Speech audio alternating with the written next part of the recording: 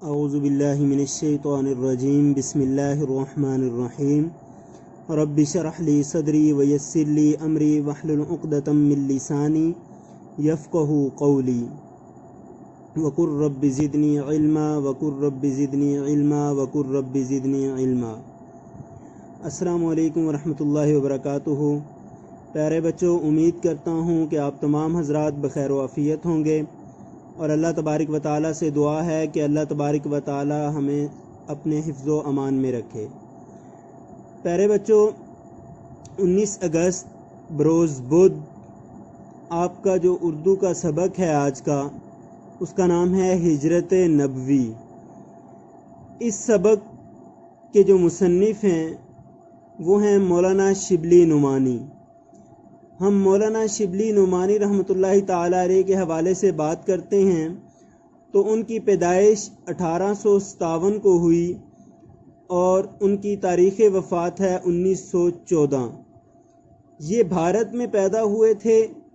ان کے والد کا نام شیخ حبیب اللہ تھا، جو کہ ایک وکیل تھے۔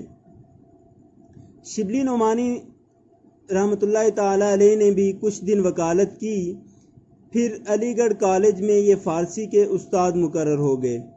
اور شبلی نعمانی کوئی عام شخصیت نہیں ہے، بلکہ انہوں نے بڑی بڑی ہستیوں سے جو ہے وہ ان کی صحبت سے مستفید ہوئے ہیں، جیسے سر سید احمد خان، مولانا الطاف حسین حالی اور محسن الملک اور آرنلڈ جیسی شخصیات کی صحبت سے یہ مستفید ہوئے۔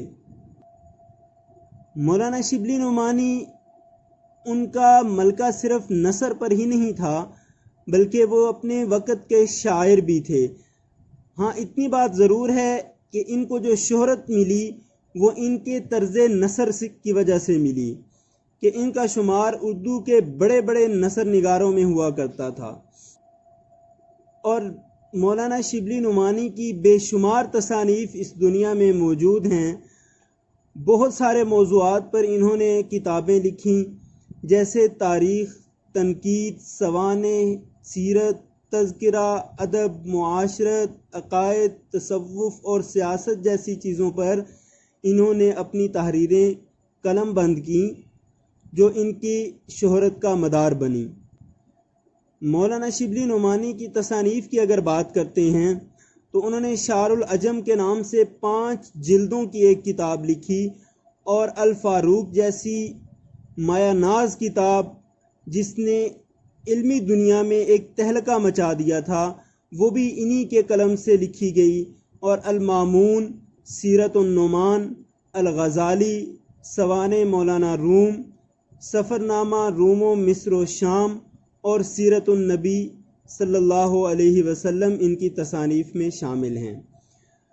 تو یہ جو سبق ہجرت نبوی، یہ ان کی کتاب سیرت النبی سے لیا گیا ہے۔ یہ تھی مولانا شبلی نعمانی کی حالات زندگی کے اوپر چند باتیں۔ اب ہم چلتے ہیں اپنی سرگرمی کی طرف۔ تو سرگرمی آپ کو دی جا رہی ہے آج کی، کہ آپ نے حضور نبی کریم صلی اللہ علیہ وسلم کی ہجرت کے حوالے سے واقعات کا مطالعہ کرنا ہے، اور ان واقعات کو اپنے انداز میں آپ نے اپنے کیلیگرافی رائٹنگ میں اپنے ہوم ورک رجسٹر کے اوپر لکھنا ہے۔ یہ تھی آج کی آپ کی سرگرمی۔ اب چلتے ہیں اس کے تدریسی مقاصد کی طرف۔ تو تدریسی مقاصد آپ کے سامنے لکھے ہوئے ہیں کہ طلباء کو تبلیغ اسلام کی ابتدائی مشکل سے آگاہ کیا جائے۔ کو آپ کو جیسے پتہ ہے کہ اسلام کے شروع میں جب تبلیغ کی جاتی تھی تو مسلمانوں کو، صحابہ اکرام کو اور حضور صلی اللہ علیہ وسلم کو کن مشکلات کا سامنا آئے گا، اس سبق کے اندر اس کو تفصیلی ذکر کیا گیا ہے۔ نمبر 2، سیرت النبی صلی اللہ علیہ وسلم اور سیرت نگاری سے آپ روشناس ہو پائیں گے۔ نمبر 3، مذہبی الفاظ و تراکیب سے آپ کا تعارف ہو جائے گا، آپ کو اس کی سمجھ آ جائے گی۔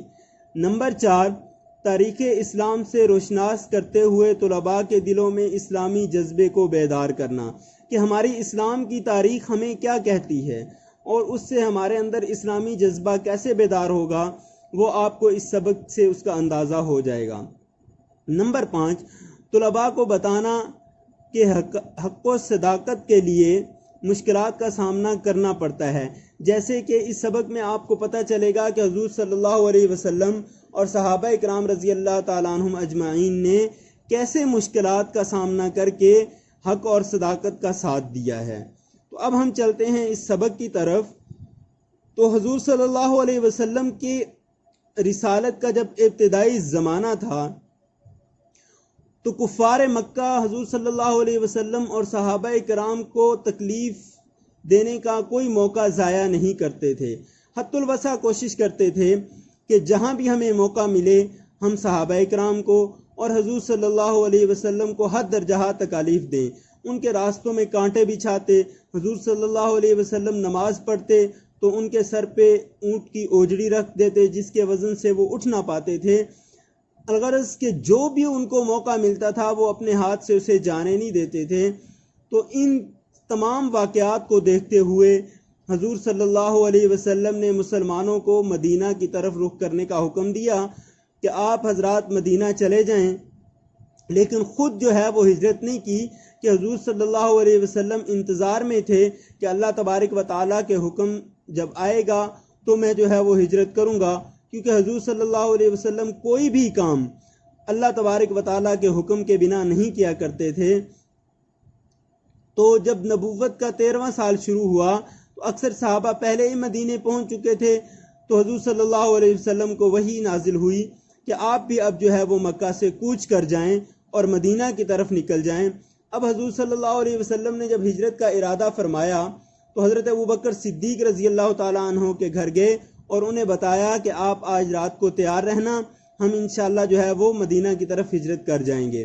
اور حضرت علی رضی اللہ تعالیٰ عنہ کو اپنے پاس بلایا اور بلا کر فرمایا کہ مجھے تو ہجرت کا حکم ہو چکا ہے، تو میں آج رات کو جو ہے وہ مدینہ کی طرف نکل جاؤں گا، آپ نے یہ کام کرنا ہے چونکہ میرے پاس لوگوں کی امانتیں موجود ہیں۔ لوگ کافر ہونے کے باوجود بھی اپنے کسی کافر کے پاس امانتیں نہیں رکھتے تھے، بلکہ حضور صلی اللہ علیہ وسلم کے پاس رکھتے تھے، کہ انہیں پتہ تھا کہ بے شک ہم حضور صلی اللہ علیہ وسلم کے دین کے، ان کے مذہب کے، ان کی تبلیغ کے، ان کی رسالت کے خلاف ہیں، لیکن اس کے باوجود بھی حضور صلی اللہ علیہ وسلم امانت کے اندر خیانت کبھی نہیں کریں گے، تو اس لیے وہ اپنی امانتیں حضور صلی اللہ علیہ وسلم کے پاس رکھتے تھے۔ تو حضور صلی اللہ علیہ وسلم نے حضرت علی رضی اللہ تعالیٰ عنہ کو فرمایا کہ تم پلنگ پر میری چادر اوڑھ کر سو جانا، صبح کو تمام لوگوں کی امانتیں ان تک پہنچا کر کے تم بھی مدینے آ جانا۔ اب یہ ایک انتہائی خطرناک حکم تھا، لیکن حضرت علی رضی اللہ تعالیٰ عنہ کو اس چیز کا پتہ تھا کہ آج کی رات حضور صلی اللہ علیہ وسلم کا بستر مجھے نصیب تو ہوا ہے، لیکن یہ بستر آج جو ہے وہ پھولوں کی سیج نہیں ہے، بلکہ آج کے دن کفار مکہ نے حضور صلی اللہ علیہ وسلم کو قتل کرنے کے ارادے سے یہاں داخل ہونا ہے، اور آگے بستر پر میں ہوں گا، ہو سکتا ہے کہ وہ مجھے قتل کر دیں۔ لیکن حضرت علی رضی اللہ تعالیٰ عنہ نے بالکل کوئی چوں چرا نہیں کی، بلکہ حضور صلی اللہ علیہ وسلم نے جیسے ہی حکم دیا حضرت علی رضی اللہ تعالیٰ عنہ نے سر خم تسلیم کیا اور رات کے وقت حضور صلی اللہ علیہ وسلم کے بستر پر استراحت فرمائی۔ تو جب کفار مکہ حضور صلی اللہ علیہ وسلم کے بستر پر پہنچے تو دیکھا وہاں پہ حضرت علی رضی اللہ تعالیٰ عنہ موجود ہیں، تو انہوں نے پوچھا کہ بھئی حضور صلی اللہ علیہ وسلم کہاں گئے؟ تو حضرت علی رضی اللہ تعالیٰ عنہ نے فرمایا کہ بھی ان کو جہاں جانا تھا وہ وہاں چلے گئے۔ تو ان ظالموں نے حضرت علی رضی اللہ تعالیٰ عنہ کو پکڑا اور جا کر کے مکہ المکرمہ میں قید کر دیا، اور کچھ دیر بعد چونکہ وہ بڑے گھرانے سے تعلق رکھتے تھے تو ان ڈر کی وجہ سے ان کو کچھ دیر بعد رہا کر دیا گیا، اور حضرت علی رضی اللہ تعالیٰ عنہ مدینہ کی طرف کوچ کر گئے۔ خیر، یہ حضور صلی اللہ علیہ وسلم کی ہجرت کے ابتدائی واقعات تھے۔ آپ جب اس سبق کو پڑھیں گے تو انشاءاللہ آپ کو جو ہے وہ اس سبق کے اندر چیدہ واقعات کا علم ہوگا، لیکن اس کا تفصیلی جو ہے وہ علم اگر آپ حاصل کرنا چاہتے ہیں تو مولانا شبلی نمائی کی کتاب سیرت النبی کا مطالعہ کیجئے، تو آپ کو اس تفصیلی واقعات کا علم ہو جائے گا۔ اب چلتے ہیں اس کی ڈائری کی طرف۔ تو آج کی ڈائری یہ ہے کہ اس سبق ہجرت نبوی کے متعلق نوٹس آپ کے پاس موجود ہیں۔ آپ نے اس کی پوری مشق حل کرنی ہے، اس کے سوال جواب، اس کے الفاظ معانی، اس کے الفاظ جملے آپ نے یاد کر کے کیلی گرافی رائٹنگ میں اپنے ہوم ورک رجسٹر کے اوپر لکھنے ہیں۔ اور اس کے ساتھ ساتھ آپ نے یہ کرنا ہے کہ اس سبق کا بغور مطالعہ کرنا ہے۔ ایک دفعہ پڑھیں، کوئی چیز سمجھ میں نہیں آتی تو اس کو دوسری دفعہ پڑھیں، تیسری دفعہ پڑھیں، تو جب تک آپ کو سمجھ نہیں آتی آپ نے اس سبق کو پڑھنا ہے۔ اس سبق کے حوالے سے انشاءاللہ آپ سے سوالات کیے جائیں گے جن کے آپ کو جواب دینا ہوں گے۔ امید کرتا ہوں کہ آج کا سبق آپ کو سمجھ میں آ گیا ہوگا۔ اب اختتامی دعا کی طرف چلتے ہیں اور اختتام کرتے ہیں۔